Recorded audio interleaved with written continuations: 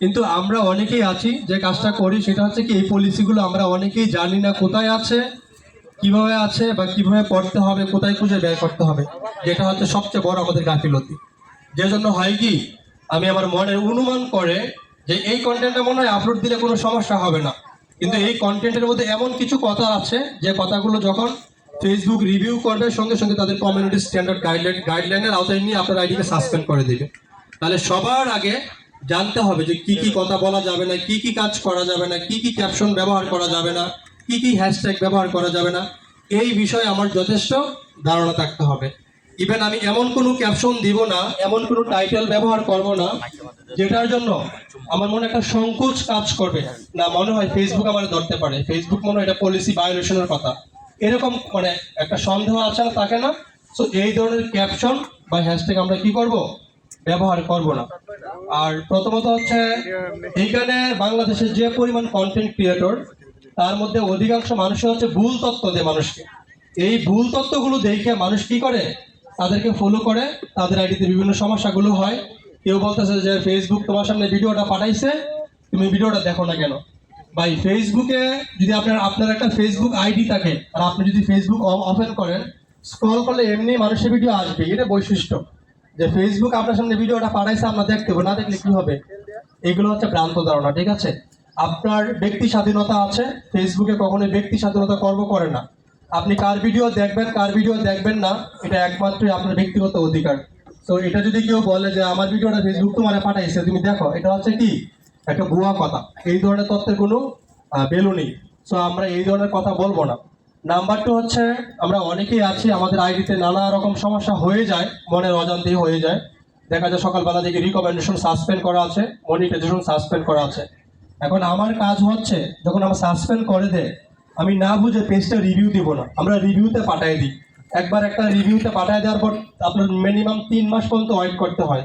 So আপনার একটা ভুল রিভিউ করার কারণে আপনার সাসপেন্ড এরকম আটকে থাকবে, সাসপেন্ড যাবে না, রিকমেন্ডেশন সঠিক সমাধান হবে না। তাহলে আমাদের কাজ হচ্ছে কি, আমরা কখনোই ভুলভাবে রিভিউ করবো না। যদি সাসপেন্ড করে, কি জন্য সাসপেন্ড করে, তারা কিন্তু এটা সঠিক একটা ব্যাখ্যা লিখে দেয়।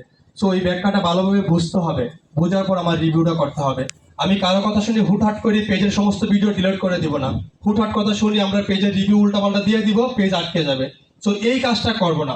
অ্যাটলিস্ট আমার কাছে আসতে হবে এমন না, যাদেরকে বাংলাদেশে আপনাদের পছন্দ হয় কন্টেন্ট ক্রিয়েশনের জগতে, যারা সেরাদের সেরা, সো যারা অ্যাকচুয়ালভাবে কাজ করে তাদেরকে পেজটা দেখাবেন।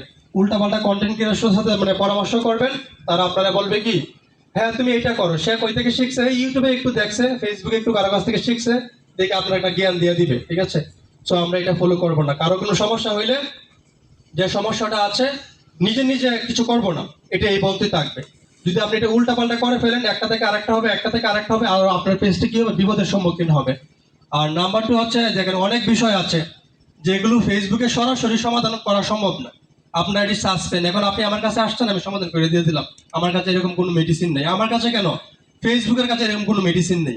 কারণ হচ্ছে এটা একটা সিস্টেম, সিস্টেম ফলো করতে হবে। আপনার আইডি সিস্টেমে আটকে যায়, এটি কিছু করার নেই। এই জন্যই যাদেরকে যে পরামর্শটা দেই যে হ্যাঁ আপনার আইডির এই সমস্যা, আপনি এই অনুযায়ী 4 মাস কাজ করেন, আপনি ঠিক এইভাবে 4 মাস কাজ করবেন। কিন্তু আপনাদের ভিতরে যে প্রবণতা দেখা যায়, 15 দিন কাজ করার পরে আর আপনার কাজ করার ইচ্ছা আসে না, না ভাই আমার আইডি তো ঠিক হচ্ছে না, তাড়াহুড়া করলে হবে না। একটা আইডি সাসপেন্ড হয়েছে ঠিক হইতে 4 মাস, 3 মাস, 6 মাস, 1 বছরের সময় লাগতে পারে। কিন্তু আপনি যদি 2 মাস কাজ করে হাল ছেড়ে দেন, এই আইডি আপনার আর কখনোই ঠিক হবে না। তো আমি আশা করি, আর আমি যাদেরকে বলবো যে এই আইডিটা ঠিক হবে, হবে মানে হবে, হবে মানে কি হবে, আরো জোরে হবে মানে কি হবে। আর যদি বলি এটা ঠিক হবে না, হবে না মানে সো আমি, কারণ কি বলতে পারেন যে ভাই তাহলে আপনি কি পৃথিবীর সবকিছু জানেন, বিষয়টা এমন না। এই যে আপনারা এখানে 100 জন কন্টেন্ট ক্রিয়েটর আসছেন, 100 জনের সমস্যা কি 100 রকমের না। তো আমি এরকম সমস্যা মানুষের শুনতে শুনতে আর দেখতে দেখতে আমার এই ফেসবুক সম্পর্কে যে এটার পরে এটা কি হয়, আমার এগুলো অটোমেটিক মাথায় চলে আসে। কারণ এটা নিয়ে আমি কাজ করি যে হাজার হাজার মানুষ আমাকে মেসেজ করে। একজন অ্যাডভোকেটের কিন্তু সে কি পারে, সে এই যে উকিলদের কেস, সে মার্ডারের কি হবে, ওইটার কি হবে, সে কিন্তু জানে যে এটার কোন দ্বারা, এটার কি দ্বারা। তা আমি কাজ করতে করতে, আপনি দেখা যায় ফেসবুকে কাজ করেন, আপনি হয়তো দুই একটা বন্ধু বান্ধবের আইডি দেখেন যে ওর আইডিতে এটা হয়েছে, আপনার কাছে কেউ নিয়ে যায় না। কিন্তু আমি সমস্যা সমাধান করতে করতে আমি জানি যে কোনটা দুর্বলতার পয়েন্ট, কোনটাতে কি করলে কাজ হবে, কোনটাতে কি করলে কাজ হবে না। সো আশা করি বুঝতে পারছেন। আর এই যে কমিউনিটিটা বাড়াবেন, এখানে আসছেন না, যখন আমাদের হচ্ছে ফটো সেশন বা খাবার দাবারের পরে কিছুটা সময় পাবেন না, এই সময় একজন আরেকজনের সাথে যুক্ত হয়ে যাবেন। হ্যাঁ, খুব ভালোভাবে আইডির সাথে কথাবার্তা বলে একটু যুক্ত হয়ে যাবেন। আর যাদের আইডিগুলো আমি দেখবো, যে পরামর্শগুলো দিব, তো মন খারাপ করবেন না। যদি কারো বলে আইডি ঠিক হবে না, মন খারাপ করার কিছু নেই। কারণ আমি তো আমি কেন, এটা সিস্টেমেটিক আছে, আমি চাইলেই কিছু করতে পারবো না, বুঝেন তো? মানে প্রত্যেকটা জিনিসের লিমিটেশন থাকে, তাই না? লিমিটেশন আছে। তো ফেসবুকের একটা লিমিটেশন আছে, মানে চাইলেই যে আপনার ঠিক হয়ে যাবে, আমার কাছে আসছেন, বিষয়টা এমন না। যেটা ঠিক হওয়ার কথা সেটা ঠিক হবে, আর যেটা হবে না সেটা হবেই না, টোটালি আমি বলে দিব। আর আপনাদের কাছে আমি মানে আরেকটা রিকোয়েস্ট করব, সেটা হচ্ছে ভাইরাল হওয়ার চিন্তা করার প্রয়োজন নেই। কন্টেন্ট, সাবলীল কন্টেন্ট তৈরি করেন, সুন্দর কন্টেন্ট তৈরি করেন, প্রতিবন্ধী টাইপের কন্টেন্ট করেন না, ঠিক আছে? অনেকে প্রতিবন্ধী টাইপের কন্টেন্ট করেন না, ভাইরাল হওয়ার জন্য নোংরামি দিয়ে ভাইরাল হওয়া যায়।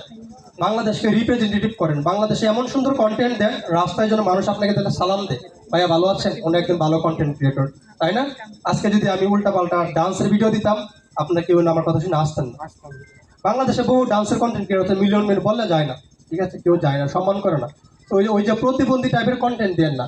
এখন বলতে পারবে আমি কি কন্টেন্ট বানাবো, আপনি কি কন্টেন্ট বানাবেন সেটা আসলে মানে নির্ণয় করার দায়িত্ব আমার না। কারণ আপনি জানেন আপনার মেধার ভিতরে কি আছে, আপনিই বুঝেন। আপনি কি আসলে ওই গ্রাম অঞ্চলের কথা বলতে খুব স্বাচ্ছন্দ্য বোধ করেন কিনা? যদি মনে হয় যে না, আমি এই বাংলা ভাষা একদম স্বাচ্ছন্দ্য বোধ, ওই গ্রামের একদম